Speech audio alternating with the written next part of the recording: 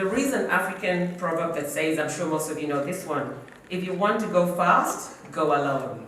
If you want to go far, go together. Do you guys know that proverb? Yep. Yes. Okay, I'll get you guys to repeat that again. Okay, so if you want to go fast, If you If you want to go fast, go alone. Go alone.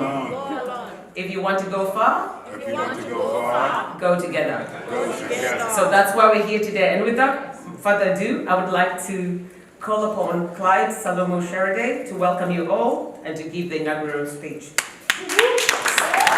So Clyde is the Africa Media Australia CEO and Chair Afroshine Professionals Alliance and the main organizer of this event. So everyone, please give a warm welcome to Clyde. Thank you very much. Let me start by welcoming all of you to this wonderful Afropreneurs Summit. But first, we need to acknowledge the elders of the land upon which this specific stage and this venue is built. Our venue is the Kulin Nation. We acknowledge their leaders past, present, and emerging. And I also want to acknowledge our guest, specifically Vivian Nguyen from VMC. Thank you for coming. Fotis Katapoulos from Neocosmos. And all presenters, guests, and participants. We're all part of one single opportunity that we have made together to meet today in relation to this Afropreneurs Summit. I don't have much to say except a few words basically that I want to share with you this morning. There are 4 words that I think kind of represent why we're here. The first one is connection. You know, we are connected by the simple fact that we are here in this country, we live in Australia, and we are present at this very moment.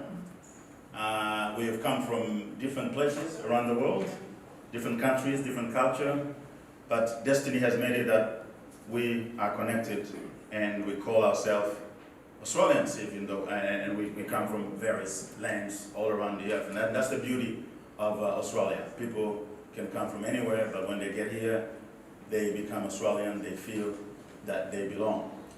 And that belonging is actually very important because as you connect to the rest of the society, that sense of belonging should give you confidence that you can go for your dreams. And Australia is one of those countries that offer that opportunities.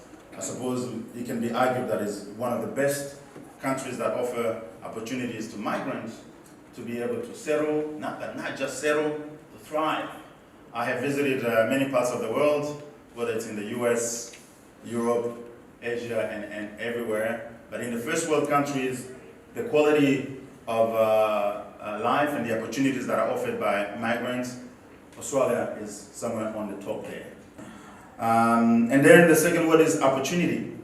And I think I mentioned already that a little bit. Besides the fact that when you come to Australia, you are quickly, depending on how you have arrived, whether you've come from skilled migration or whether we've come from forced migration, or for love or for study, whatever it is, the system is set to be able to give you the opportunities that you need to settle, and then from that point, it then becomes what you actually want to achieve. It's interesting that the word opportunity starts with the letter O and ends with the letter Y. The letter O is just a matter of you need to be organized because the opportunities in this country are available.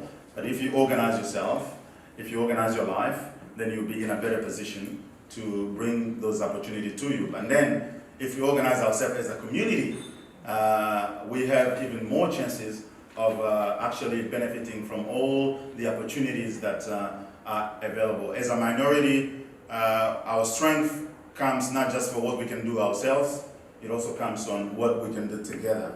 And that is very important. And then the last letter is Y, which is you. It just depends on what you want. And this platform that we call Afropreneurs Australia is an invitation to those who think that having a job is not enough. Having a job is not enough. We gotta go up there. You know, we have our dreams. You know, you once you get a good job, you buy a house, maybe one or two. You got a nice car, but you need to do more so that your children, if you have them, can actually live a much better life than what you did. And in order for that to happen, you need to battle and trying to build something that is long-lasting and something that can leave generational wealth. But in order for that to happen, there is a need for collaboration, and that's the third word. You can't do everything yourself. We need to learn from what, you know, we come to Australia, we find other migrant communities, whether it's the Italians who came before, the Greeks, the Chinese, the Vietnamese, everybody. When you see what they are doing, they've been here for quite some time, they know how to work together. Even the latest group, for example, our Indian brothers and sisters, they're very, very connected when it comes to business. So this forum is, again, a platform to encourage and support collaboration in various areas. We have a lot of things, we have a lot of skills, but as Katinda says, you can, if you want to go far, you have to go with people. If you want to go fast, you go alone, but if you want to go far, you have to go with people. So collaboration is very important. Sometimes we struggle a lot in our communities with that. Everybody wants to do their own thing, and there is room for that, but there's also room for coming together and being able to do things. And the fourth and last words that I want to mention today is the word growth. Because if you are connected with the right connections, and you are able to not only notice, but be able to leverage on the opportunities that are available, and for you to be able to do well, you need collaboration with like-minded people, whether it's in business, whether it's in any area, because entrepreneurship is not just business, it's also social. You can work with people and you can do it better. And then all that put together will enable you to grow. Grow as an individual, grow as a business. If you focus on building a business, growth will come from all the things that you put in and how you connect yourself to the people, whether it's your clients, whether it's stakeholders, but all the network that you build, which is your network, as it is said, your network is your net worth.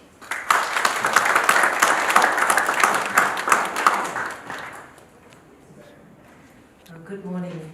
I also want to start by acknowledging the traditional owners of the land on which we are gathering here this morning and pay my respects to their elders past and present.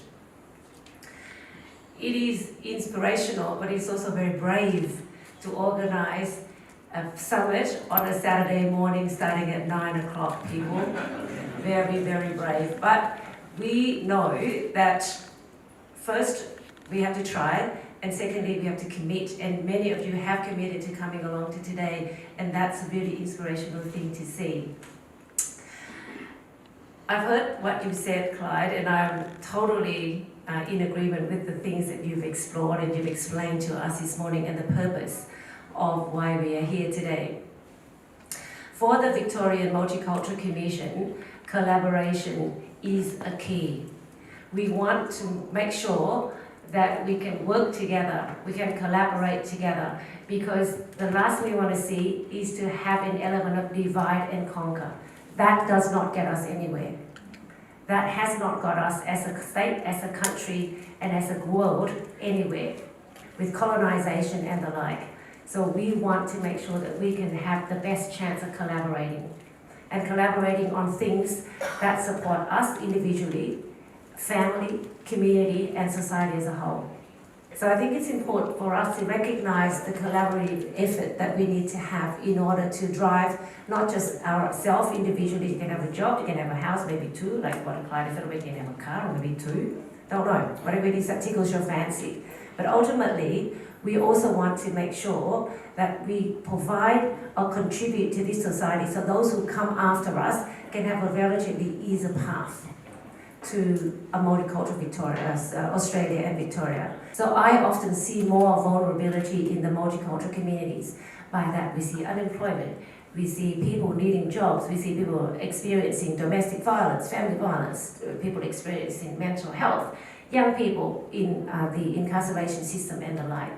But that's only one small component of our society. The bigger component of our society is what we see here today. People having employment, people contributing to society, and people aspiring to do more of that. I see photos, from the Greek community having done a lot.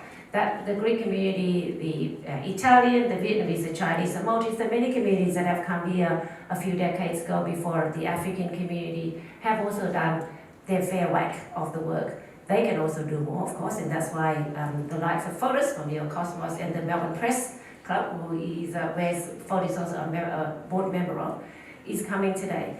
That's why I think it's important, whether we've been here 5 decades ago, or last decade, or the last few months from Ukraine, or from Afghanistan, or wherever. We all have a role to support and to collaborate so that we can make this place a better place for all of us here and in the future. Because we are a culturally diverse community. If we don't collaborate, if we don't recognize each other's strengths and respect each other and the differences as well, we will not be able to live together harmoniously and cohesively. That's just the truth, and that's just a fact.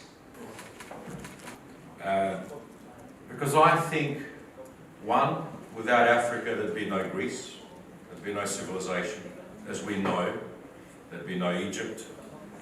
And without trade, without entrepreneurship, without the exchange of goods and services over the last 10,000 years or so between Africa, Middle East, the Mediterranean, and through the Silk Trade route, right across to China and Vietnam, there'd be no civilization.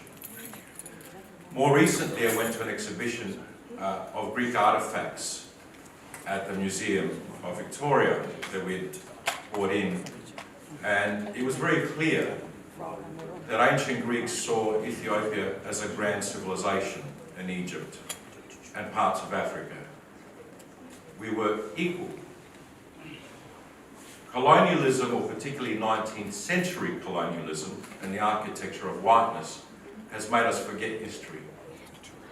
But one thing that entrepreneurship does, I believe, is it creates safety, it creates community. Here we share one nation, and that is the nation of migration, the nation of diaspora, the spreading of seeds, diaspora. Vivian pointed to it, Clyde pointed to it, Greeks, Vietnamese, Chinese, Jews, the diverse African cultures, the diaspora, our families, our clans, our kin, are a source of labour and collective endeavour. The shopkeeper, the trader, the tailor, the shoemaker, the hairdresser, are cornerstones of civilization, community growth, and independence. Clyde highlighted the idea of a job. Let me say this, and some of you may know, and Vivian does, and others may not. Greeks were never considered white in Australia, nor were Italians, well until mid-50s, early 60s. I went to a school at 13 where my headmaster hit me over the head for playing wog ball, as he called it, over the cricket pitch.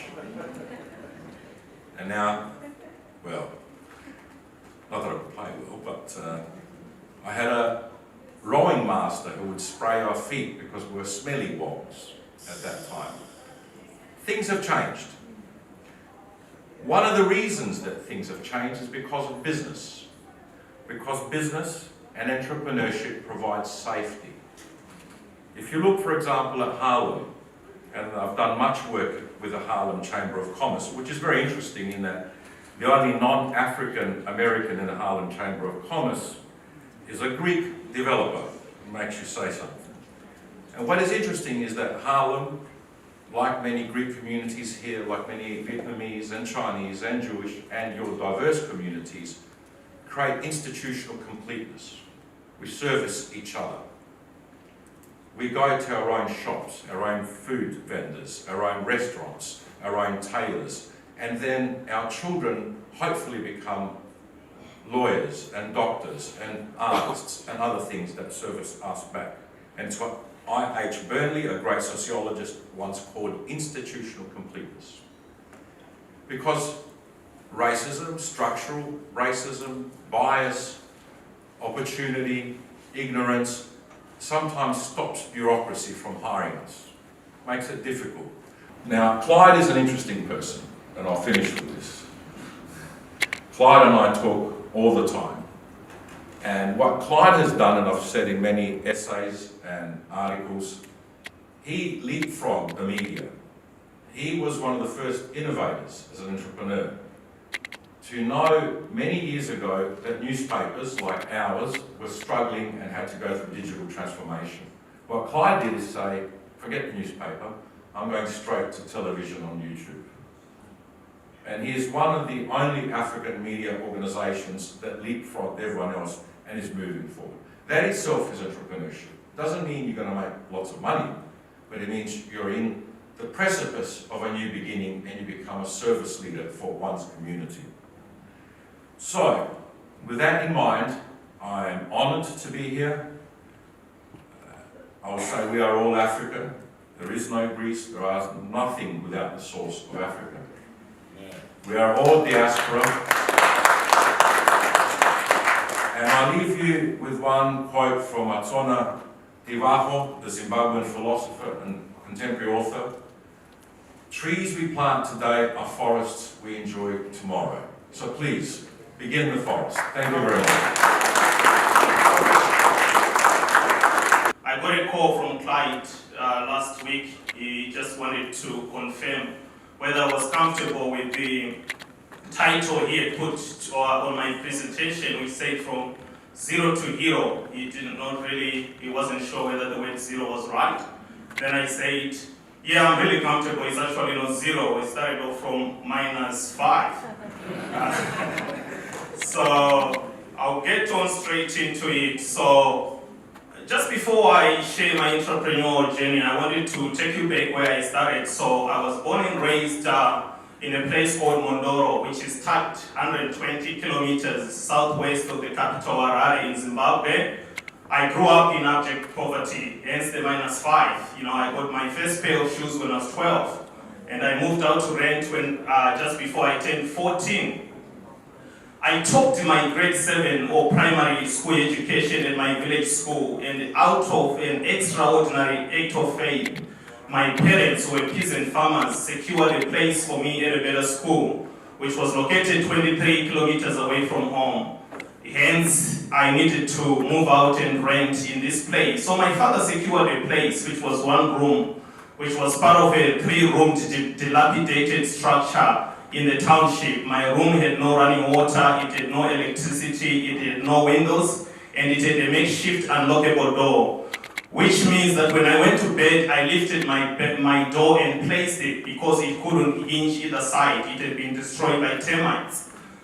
Fast track to 2003, I was the first one to graduate in university from my family. I graduated with a degree in information systems, and I moved to Harare. And this is an opportunity or a time that I was always looking for, to eventually kick poverty in the gut and give my aging parents a dignified life and take my younger sisters through better education. But unfortunately, when I landed in the Sunshine City, the Zimbabwean economy was already on its knees, with several companies closing down, decimated by hyperinflation that blazed uncontrollably like bushfires. I always laugh when my fellow Australians complain that inflation is unbearable, it's now 7%. Because back in Zimbabwe in 2008, our inflation reached 8 billion%. Anyway, so I knew that my only hope was to leave Zimbabwe. I needed to plant myself on fertile ground. So luckily when I was in university, I mastered skills to develop websites. So I took up a side gig and started developing websites for small to medium-sized enterprises. After 6 months, I raised $500 and I paid for my Certified Information Systems Auditor exam back in 2004. Luckily at that time, I think there were less than 10 people with that certification back in Zimbabwe, and it obviously became a major competitive advantage for me. I secured a role in PwC and Deloitte. I moved into Deloitte Harare back in 2005. I was there for 18 months. Then I started applying for jobs overseas again. I got offers from PricewaterhouseCoopers, one in London, one in Auckland, and one in Sydney. I decided to come to Australia, and back here in 2007, I packed my bags and a few belongings. I had $300 in my pocket, and I caught a Qantas flight to OR International Airport in Johannesburg and flew 11,000 kilometers to start a new life here in Australia. But unfortunately here in Australia, the landscape was markedly different. One's ability to influence critical decision makers, to communicate with clarity and persuasion, to win new business and solve important business problems were better predictors of success than just mere technical competence. But my career transformation started in the summer of 2014. I realized that I was an IT risk manager for one of the largest financial services institutions here in Australia. But deep inside, I felt like I was tinkering around the edges of my potential. Then I started asking myself questions, what would I do if I wasn't afraid? So I took a few months to really strategize, what can I do, that can help me run away from competition and, differentiate myself amongst all these, cybersecurity and IT professionals. Then I realized there was one trick, for all the change makers in the world, from Malala in Pakistan to Mandela in South Africa, Obama in politics, Steve Jobs in business. The ability to communicate with clarity and persuasion, to tell stories with deep convictions, to win hearts and minds, is what sets them apart. So I decided to embark on a long journey to sharpen my business writing skills. There is an important proverb in Africa which says, when there is no enemy within, the enemy outside can do you no harm. Very, very important for me to reshape my mindset, because prior to that, I was surrounding myself with people who saw a lot of impossibilities within Australia. They saw glass ceilings. We talked about, things that we couldn't do because we were minorities, things we couldn't do because we were black. But I needed to reshape my mindset. So I set up my mission based on these 4 important principles. Number 1, and maybe the most important, I was going to choose to do the hard things, to take extreme risks with my life. I wanted to pursue skill sets that were rare, extremely valuable to businesses, and difficult to master, because if everyone else was doing it, it did not stimulate me. The second thing, even more equally important, was I was going to take extreme ownership with my goals. If I failed, it was only the man in the mirror who was going to blame. It wasn't my wife, it wasn't my mother-in-law, it wasn't my employer, it wasn't racism. Only the man in the mirror was going to shield the blame.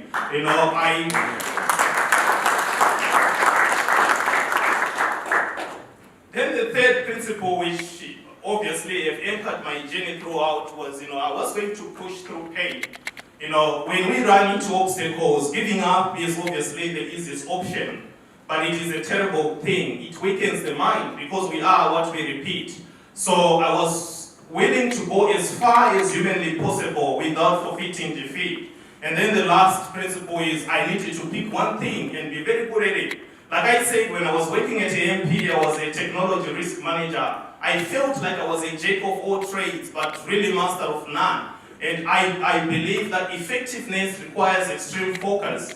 So I went to the Chief Information Security Officer in AMP, because I realized that across the entire technology risk division, cybersecurity was obviously the fastest growing domain in technology risk, and it was dominating discussions in boardrooms. So I wanted to position myself for the future. 3 principles that I've used across my business writing career is to write with brevity, clarity, and humanity.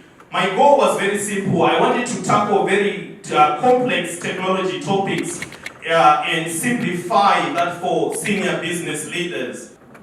Fast track to 2017, again I'm commuting to work. I open my email, I get an email from the ISACA CEO in Chicago saying your article on machine learning and artificial intelligence has been voted ISACA's Global Article of the Year. We are inviting you to Chicago to receive one of our highest international accolades. As an entrepreneur, you often find yourselves in difficult places. I had to dig deep. Every skill that I had learned, every self-development that I had undergone, to put them on the table to see what was feasible in Ballarat, in my environment. And so we do a lot of things. Now, I do business management, I do finance. I'm not a licensed finance person, but I can at least manage my own books, only give it to the accountant at the end of the year to do audits and file my returns. I do a whole host of things. Now, that meant that my overheads were so little, and so we can pay our salaries. Now that meant that I had to drill deep in myself to reach out in several ways. I have done local government. I redesigned at least 22 of the business developments in business process at the city of Ballarat. I did some work for Victoria Police. I consulted to policing agencies across Australia and New Zealand. I redesigned the handling of fentanyl as an operational procedure for Victoria Police. At some point, some of our efforts became recognized, and further studies opportunities were presented to us. The city of Ballarat, for example, said, because you've done so much for us, I saved them $1.2 million in operating costs per annum. They said, okay, we can't give you cash, but what we can do is give you a gift voucher that will enable you to study anything else you want to study. And of course, I chose to go and become certified as a business architect, and they paid for it. Now, when I consulted to Victoria Police, I project led the Child Inclusion Strategic Action Plan, which today we all celebrate because the Victoria Police now has a number of Africans in their employment. Now, a number of those things, but what I want to highlight today is that, you see, when I did my PhD, I put myself in there to study very hard and develop something very practical. Now, several years have gone past. When COVID hit, I rushed into myself, I said, what can I do to help the government and the community?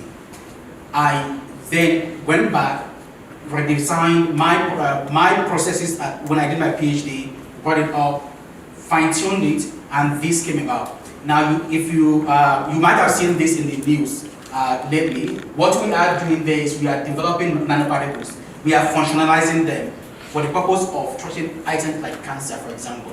Because we understand biomedics happen to be one of my hobbies. And so I delved into that, and we have seen the opportunities that we can actually produce nanoparticles that can help our health system treat cancer, for example. And the extras, it always pays to have, to connect to something beyond yourself. For me, it's seeing the Australian community, African community connect and develop a collaborative effort that will transform our community beyond where we are today. And always believe in something. Enjoy the journey. If you don't enjoy it, you will die too soon. Thank you so much.